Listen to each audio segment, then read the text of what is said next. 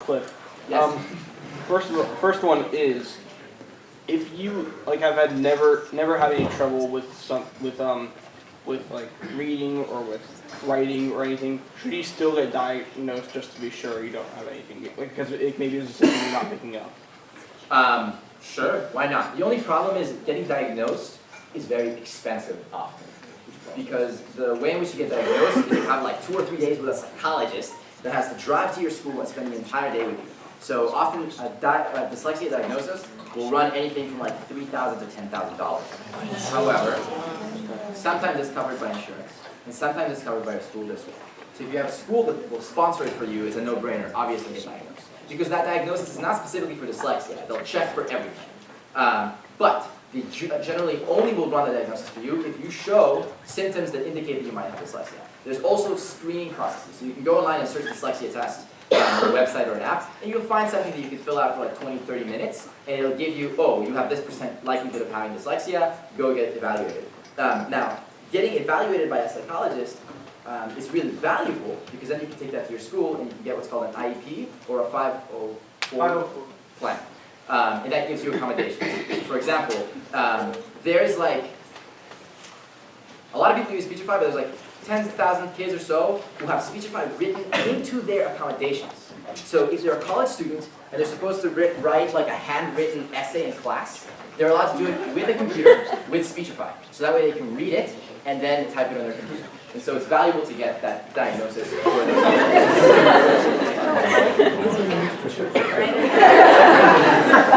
Okay, another question. How much is Speechify currently valued at?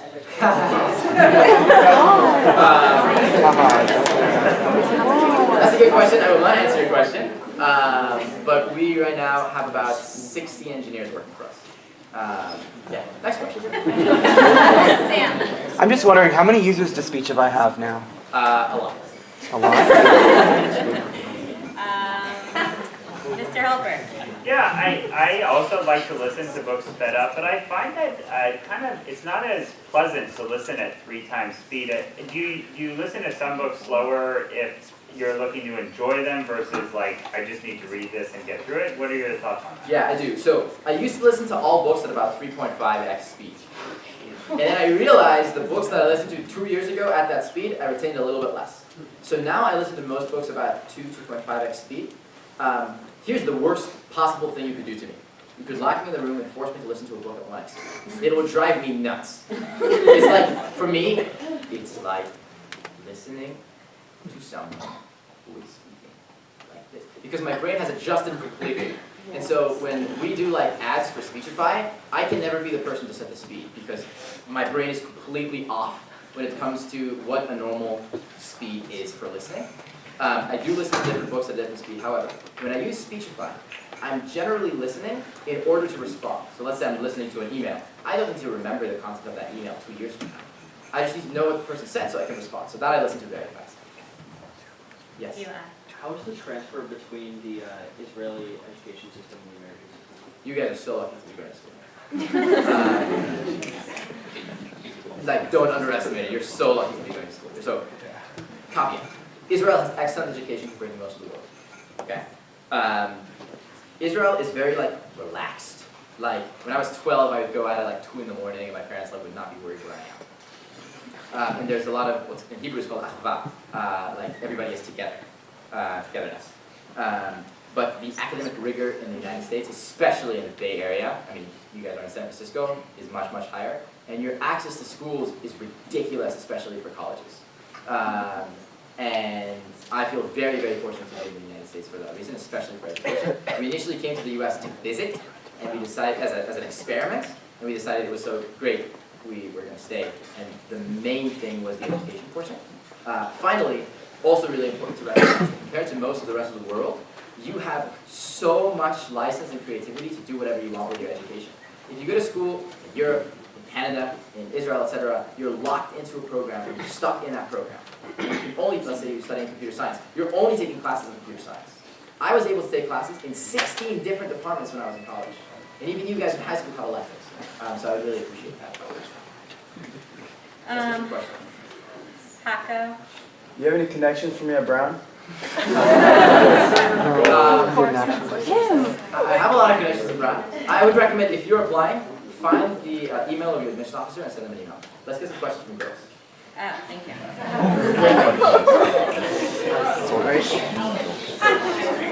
1 second.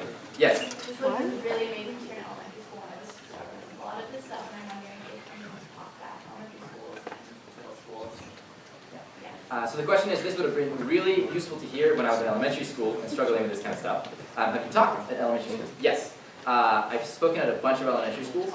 The only problem for me is elementary schools are smaller, and so it takes a lot of time, and it's a small number of people. What I do is I make a lot of videos that get shared a lot on Facebook. So every video I make gets like a couple of hundred to like 500,000 shares or views, and so that's what I'm mainly done, is make good content, and that gets proliferated. And right now I'm actually writing a book about dyslexia. Oh my, So, you're obviously. He's writing a book. Well, he's probably talking to him. So How do you write? how do you standardize testing? Also, going to answer this, and really any test because most tests have. Yeah, so the question is, how did you do standardized testing, or really any test, because most tests have words?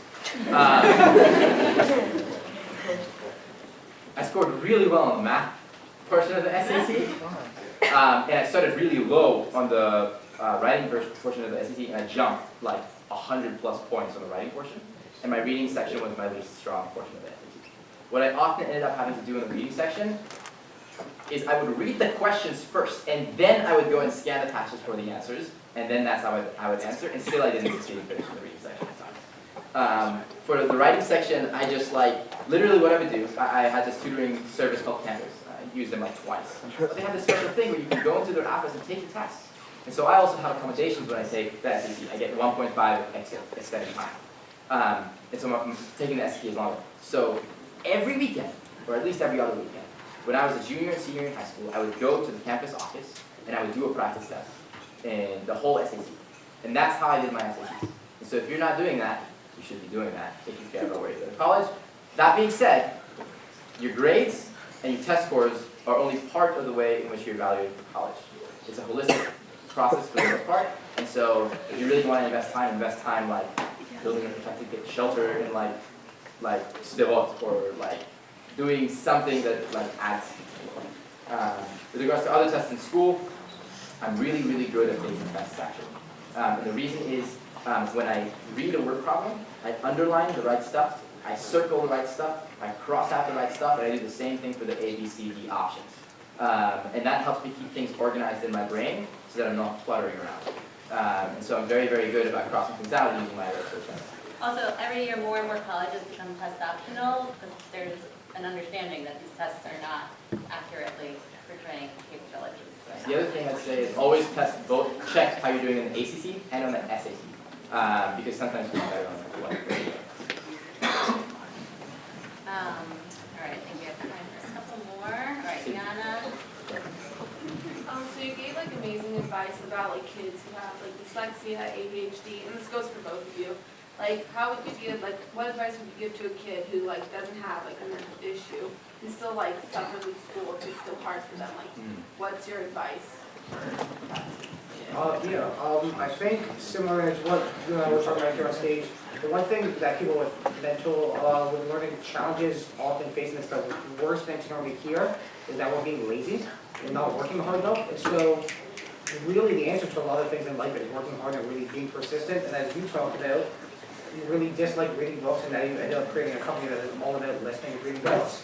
And so nothing really is going to get better unless you take the initiative to try and conquer it yourself. Yeah, I'll add to that. Same thing as I did before. You have to figure out how you learn the best. So the first AP class I took was this class called AP European History. And that also had readings to do over the summer. And I definitely could not do that reading. So I found a friend named David, and I was like, hey David, we're both in AP US History. Let's both sit together and read AP Europe. And he's like, yeah, that's great, because everybody wants to put it up. So we go to his house, we start reading, I was like, David, why don't you read it out loud and I'll take notes? Great. I took really bad notes. But I understood the bigger picture better, so I explained it back to him. Work with friends, find the things that work for you. That's really the most important. That's tip number one. Tip number two is find ways of hacking the system, right? Like, that's literally my life, is finding ways of hacking the system that make you stand out. I'll give you an example. I have a friend who got into Brown. She had like a 3-point-something GPA. But she like started a company, and she did a lot of philanthropy and a lot of things like that. And so there's a myriad of people who suck at school, but are brilliant. To find the things you're good at and that's what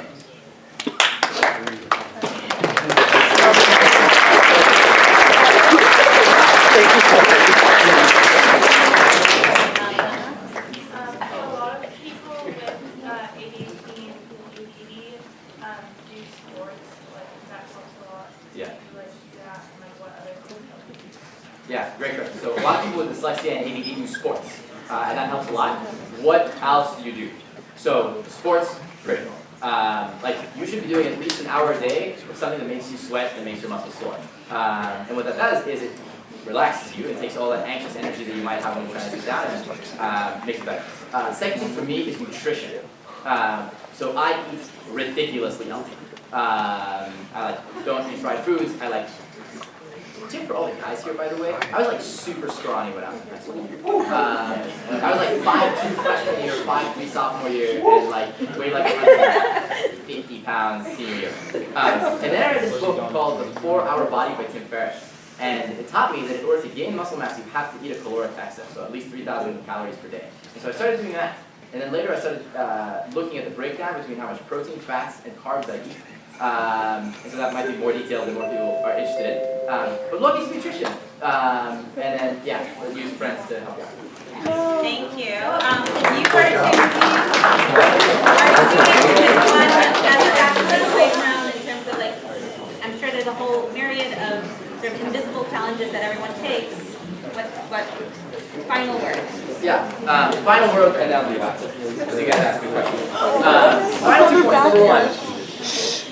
Number 1 is though it's difficult, it's really awesome to have a learning difference because it makes you different. And usually the people who are the most astronomically successful are outliers, the people who are different than the mean. And so it allows you to look at the world differently, and most importantly, it allows you to be empathetic to other people. So my younger brother is a genius in every way you can imagine. He went to the #1 high school in the US, he went to Stanford, he built 30 iPhone apps before he was 17, but he also has learning difference. And so thank God he has learning difference. Because if he didn't, he'd be unbearable. Number 2 is within any human ran system, there is always a way to circumnavigate an obstacle. You just have to find the way in which you can do it. It might be finding the person at the top of the governance structure and getting them to give you a special exception, or it might be finding audiobooks or developing your own tools. I think we need to go. Thank you so much.